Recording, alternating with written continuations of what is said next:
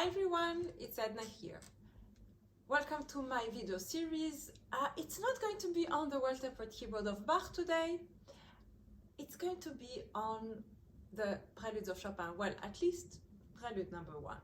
So I'm just taking a small break from the Bach, which we've done already 14, so it's quite okay. And I actually wanted to show you how close Bach was to Chopin and how much he was inspired by the World Tempered Keyboard. So today I'm going to talk about Prelude number 1, and it's really, this video is to show you how it is structured. There's always the question of why did Chopin write 24 preludes? Why did he drop the fugues? I mean, if he's inspired by Bach, he should have probably written 24 preludes and fugues in his own style. So, okay, one reason, it's very rare that composers write fugues after the Baroque time. The fugue is not really an independent form that is used by the 19th century.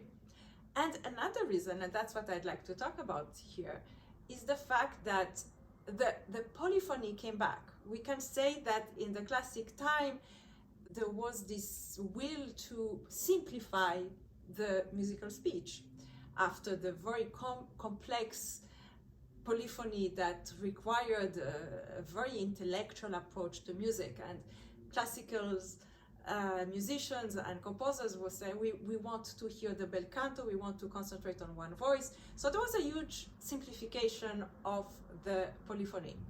Now, in the Romantic time, we see a comeback of the polyphony. And this is very clear, for example, already in Prelude number 1. Why is there no fugue? Because the prelude has already all the elements of a fugue inside. So if I will look at it, you will see that it is divided into 4 voices: the bass, a triplet of double notes, and silence.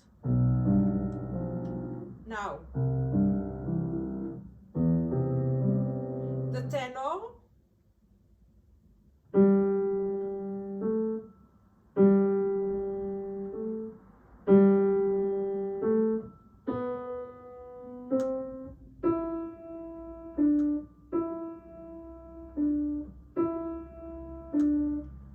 that's the theme. Now, the alto has a kind of reply to the bass.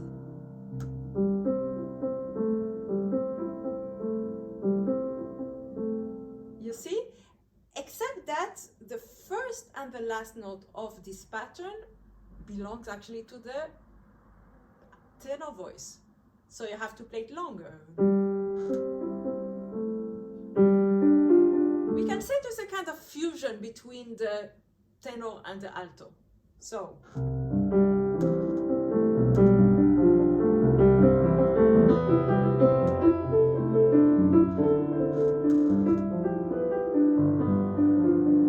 we can say that the theme belongs to the tenor, and the alto and the bass are supporting it harmonically. And what happens in the soprano?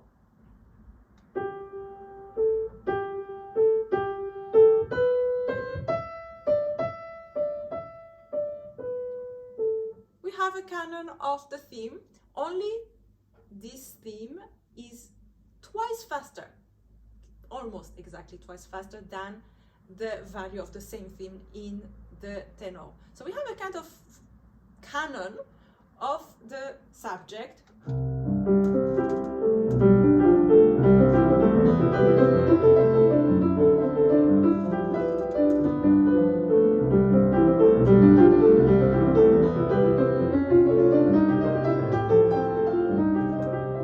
Between the tenor and the soprano voice. Now, what is interesting is the arrival let's say the arrival or the beginning of the theme in the tenor voice is always a little bit late, because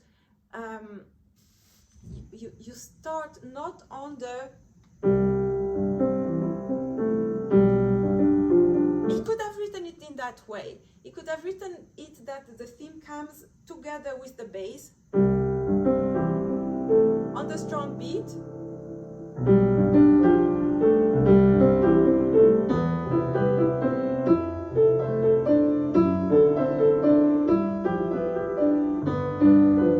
But he did not write it that way. The theme always comes a little bit after the bass.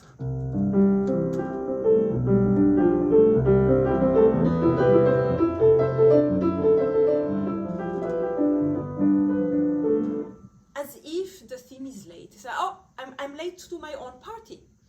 And it's funny because I'd like first to recommend two books. One is Chopin, Pianist and Teacher by Jean-Jacques Eigeldinger. It's a really very interesting book.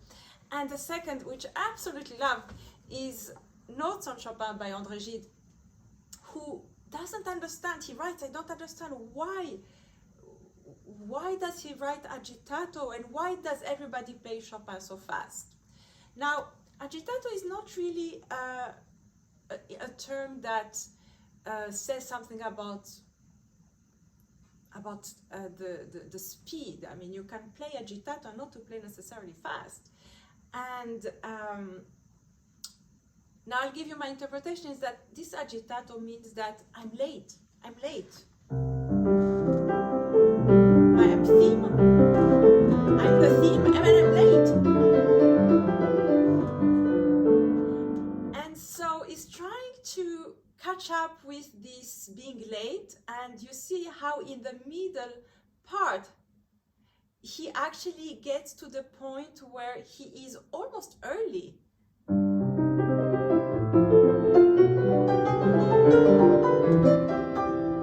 then late again. Until he comes to the return in C major.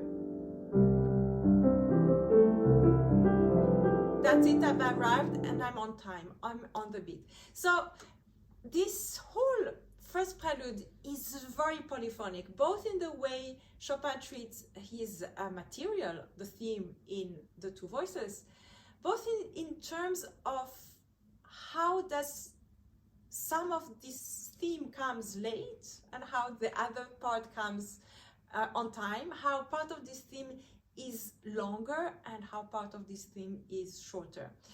And why is it agitato? Because there is life, each one is different. These were my little thoughts on Prelude of Chopin No. 1, and we'll see if we go on with this series. See you next time, bye!